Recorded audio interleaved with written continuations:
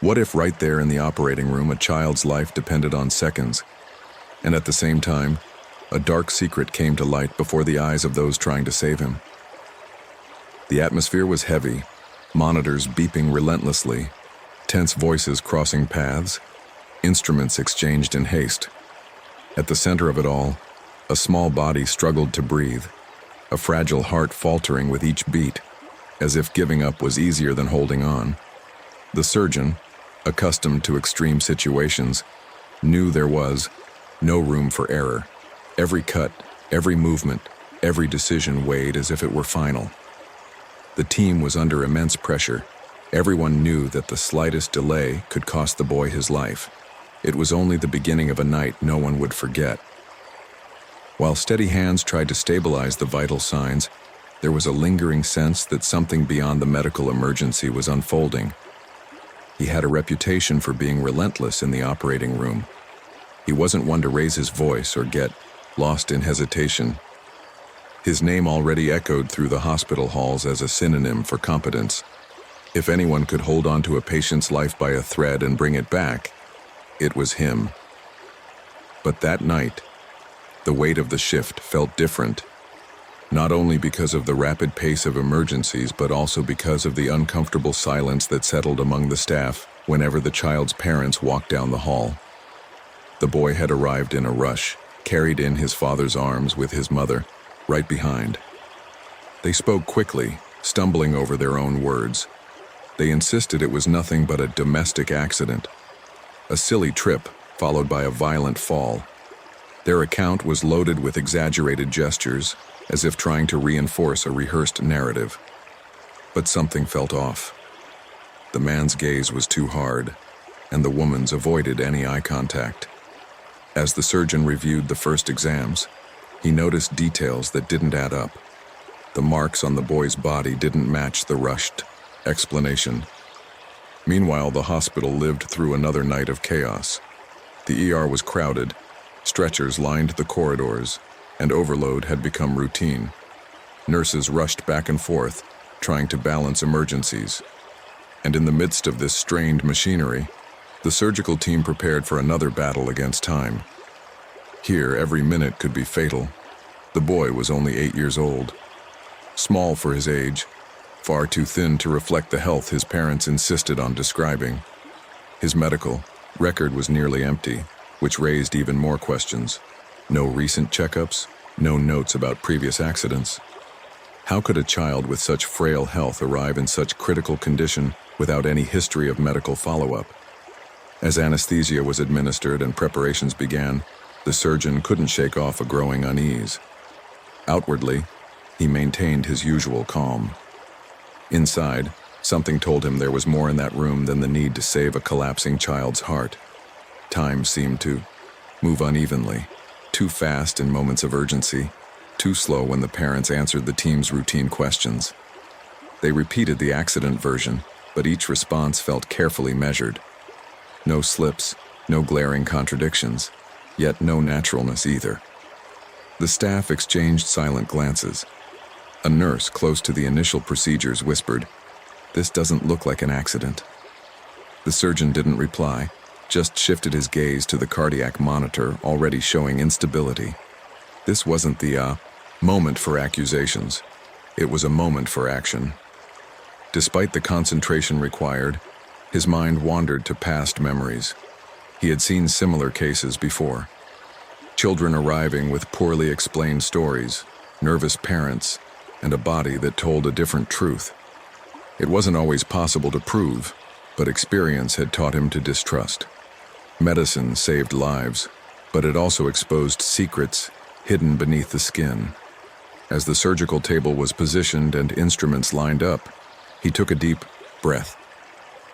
He knew that night would bring more than a technical challenge. Tension lingered like a shadow no one named, but everyone sensed. There he stood, a man facing a dilemma not yet fully revealed, a team ready to fight death, and a child whose closed eyes and bruised body carried a silent story soon to unfold. The initial incision seemed to follow standard protocol. The silence in the room was broken only by the beeping monitors and the requests for instruments. Until, as the surgeon advanced, the boy's body began to reveal secrets no report had mentioned. Beneath fragile skin were not only injuries consistent with a fall, there were marks of different ages, poorly healed scars, fractures that had silently consolidated. This wasn't the portrait of an isolated accident. It was the portrait of a long history of violence. For an instant, the surgeon's steady hand faltered. The scalpel froze, his gaze fixed on the evidence contradicting everything told at the reception. Blood flowed. The boy's life swayed between resistance and surrender. But beyond the medical urgency, another weight emerged. The moral dilemma. Should he focus solely on the operation and ignore the signs, or let his conscience denounce what he saw, even in the middle of the procedure? The parents' words echoed in his mind. Their exaggerated tone, the rush to explain, the lack of details. Now every sentence seemed like a poorly applied veneer, covering a much crueler reality. The team began to sense it too. They didn't need to speak. Exchanged glances said it all. The room, already tense from the fight against time, became suffocating. The boy's heart raced and dropped sharply, as if responding to the invisible conflict hovering among the adults. The doctor took a deep breath and forced himself to move again, aware that his first duty was to preserve the fragile life before him. But inside, he knew he couldn't just stitch up and forget. That child carried more than physical wounds. He carried a cry no one had heard. At that moment, it became clear that the parents' version was a lie. What unfolded wasn't a simple stumble, but the trail of repeated aggression. The surgery, already a race against death, became an ethical battlefield. The scalpel in his hand now bore the weight of an unspoken accusation, and the suspense only grew. Would it be possible to save the boy without the truth coming to light right there? Or would medical silence turn into complicity in something far worse? For a few minutes, the team believed they were winning. The boy's heart, after dangerous fluctuations, stabilized under quick, precise maneuvers. The cardiac monitor, once an implacable enemy, now displayed less threatening numbers. The surgeon, still under pressure, wiped sweat from his forehead and discreetly signaled to continue. A collective breath of relief filled the room. For a brief moment, everyone allowed themselves to believe the worst had passed. The operation went on in a coordinated rhythm. The child seemed to respond, and the surgeon allowed himself to believe he could focus only on the technical aspect. The evidence of abuse still echoed in his mind, but he pushed it to the back of his consciousness. Practical logic prevailed. First save the life, then deal with the uncomfortable truths. That artificial separation gave him a sense of control. Meanwhile, in the corridor, the parents waited. The mother paced nervously, but without tears. The father sat with crossed arms, gaze fixed, almost defiant. Nurses passing through the waiting area reported a strange atmosphere, as if the concern was staged. Still, to an unknowing observer, they looked like two anxious parents. Inside, the team reinforced the illusion of control. The anesthesiologist monitored every variation. Assistants handed instruments with precision, and even the tension that had dominated the room gave way to a more organized rhythm. It seemed as if everyone believed the initial chaos had been overcome. But that calm was fragile. The surgeon knew it even as he tried to convince himself otherwise. There was something in the boy's silent body that screamed louder than the monitors. Each old scar he had seen earlier was etched in his mind, reminding him that repairing organs and tissues wasn't enough. Still, he clung to the feeling that he could control the outcome. Amid that apparent stability, the inner narrator that always accompanied him in critical shifts surfaced. How many times had he seen a patient fool everyone, showing signs of improvement only to collapse into the abyss seconds later? That insistent memory was muffled by surgical routine. After all, at that moment, the vital signs looked reassuring. The false victory consolidated. Believing that following protocol and postponing the confrontation with the truth was enough became a kind of moral anesthesia, as powerful as the one keeping the boy unconscious. and anesthesia that would soon wear off. Gyu seemed under control, unraveled in seconds. The cardiac monitor blared alarms, numbers plummeted, and the momentary calm turned into restrained panic. The child fell into critical instability, the kind of turn that transforms surgery into a desperate race. The surgeon, with no time for long reasoning, activated emergency protocols. Every team member knew their role, but the air was thick with silent fear. One misstep, and all would be lost. As he fought to stabilize the fragile body, the doctor could no longer ignore what he had seen. Poorly healed bones, internal marks revealing repeated assaults. It wasn't speculation, it was certainty. Would the child survive the night? Perhaps. But would he survive the home he came from? That question burned inside him, fiercer than any ticking clock. The team began to realize this was more than an operation. A nurse's eyes met his. No words, but the message was clear. We have to do something. The tension in the room was no longer only clinical, it was moral. The scalpel in the surgeon's hand weighed as if it carried two missions: save the physical life, and decide whether he had the courage to expose a truth that could turn everything upside down. In the corridor, the parents waited, but nurses whispered uneasy comments. The father seemed impatient, bothered by the delay. The mother remained silent, eyes downcast, almost motionless. It was as if every extra second in the operating room increased the risk of their facade being exposed. The boy, however, kept worsening. New hemorrhages emerged, demanding extreme technical skill. The tension escalated not only because of the vital signs, but also because with each minute, the truth hidden in the child's body became more undeniable. The surgeon could no longer pretend he didn't see, and it consumed him. The choice seemed impossible: remain silent to keep absolute focus on the operation, or share the burden with the team right there, denouncing in the moment, even if it meant putting everything at risk. At the peak of pressure, an unexpected complication arose.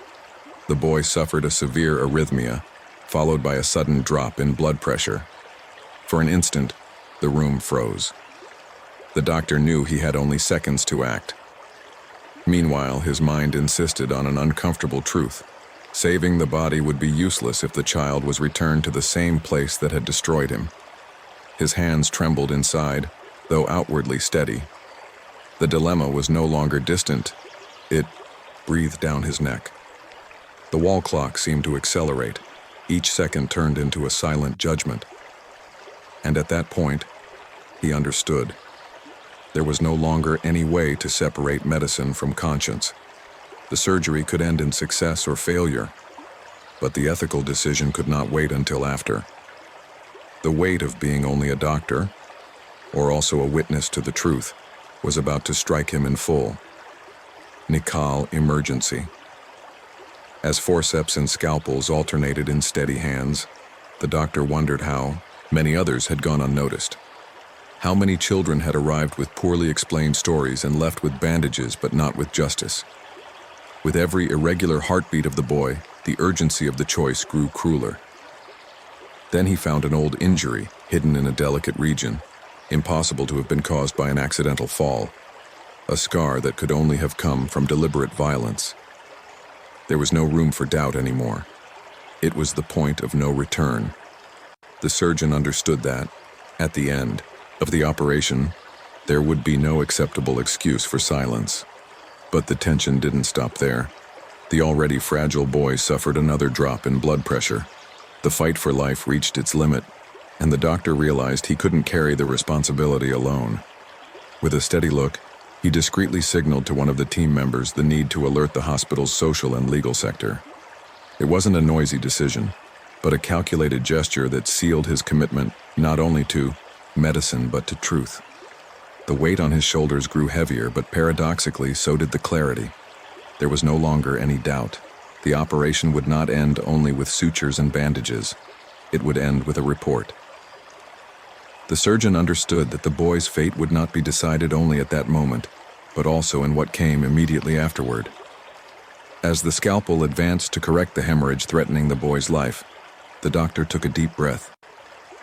From then on, every second would be split between saving the body and ensuring the hidden story was revealed. The operating room was no longer just a stage for science, but for silent justice. The decisive moment came when the boy's heart stopped. The monitor emitted a continuous alarm, a sound that freezes any surgical room. The air was ripped from everyone's lungs, but no one gave in to panic. The surgeon took the lead with the firmness that defined him, but inside he knew this was the breaking point. There was no margin for error. Either he brought the child back or years of silent suffering would end definitively. Cardiac massage began. Electric shocks were applied. With each attempt, the straight line on the monitor seemed to mock the team. The seconds dragged on endlessly, but with each one, their collective determination grew. No one was willing to give up. The surgeon, in silence, repeated to himself that this life would not be ended by violent hands again. After the third shock, a signal appeared. Weak at first, then stronger. The boy's heart began to beat again, still irregular, but alive. A collective sigh swept through the room, and discreet tears appeared on faces hardened by tragedies. The doctor did not allow himself to celebrate, but deep down he felt that the battle had reached a partial victory. Yet it wasn't only life that had been recovered. The earlier gesture of discreetly alerting the social sector had already set another mechanism in motion. While the team continued with repairs, hospital staff notified the proper authorities. The parents waiting outside did not know that they would not only be updated about the surgery, they would face much harsher questions. The climax stretched beyond the operating room. The surgeon completed the final sutures with steady hands, but the moral weight remained. He knew the child would survive, but would not be returned to the same walls that had harmed him. The feeling was not of complete relief, but of duty fulfilled on a level deeper than any technical procedure. When the instruments were collected and anesthesia controlled, the team exhaled relief. The heavy silence gave way to an atmosphere of respect. Each one understood they had participated in something greater than an emergency surgery. They had saved not just a body, but opened a path for a life that could, perhaps, begin anew. Outside, footsteps echoed in the corridor. Authorities approached the waiting room, where the parents sat impatient. The mother, motionless in her chair, lifted her eyes only when she noticed their approach. The father stood suddenly, uneasy, unaware that instead of simple news, he would face questions that could unravel the carefully constructed facade.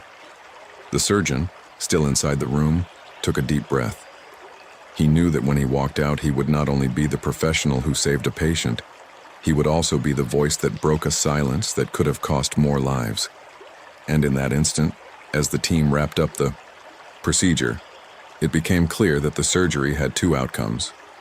One visible, of technical success, and another silent, of justice beginning to take shape. When everything was over, the silence of the operating room was not just the natural emptiness after tension. It was the weight of what each one had witnessed. A child's life had been restored, but along with it emerged a truth no one there could forget. The surgeon stood for a few seconds, staring at the small body asleep under anesthesia, imagining how many times he had endured pain in silence.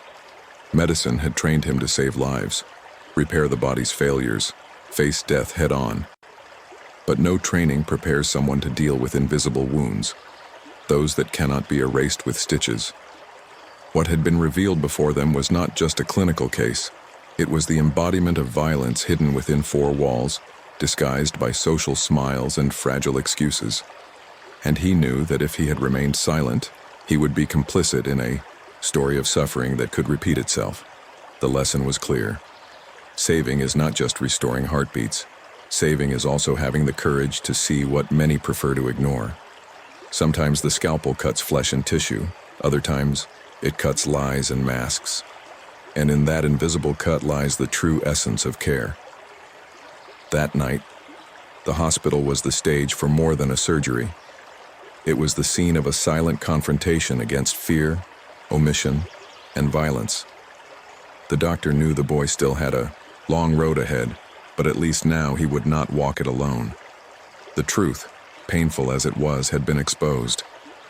And you, following this story, have you ever stopped to think how many signs go unnoticed around us? How often do we believe convenient narratives because it is easier not to question? The surgeon's courage was not only technical, but moral. He chose not to remain silent. Leave in the comments what you would do in his place. Subscribe to the channel to follow other stories that reveal not only the challenges of medicine, but also the human dilemmas hidden in every hospital.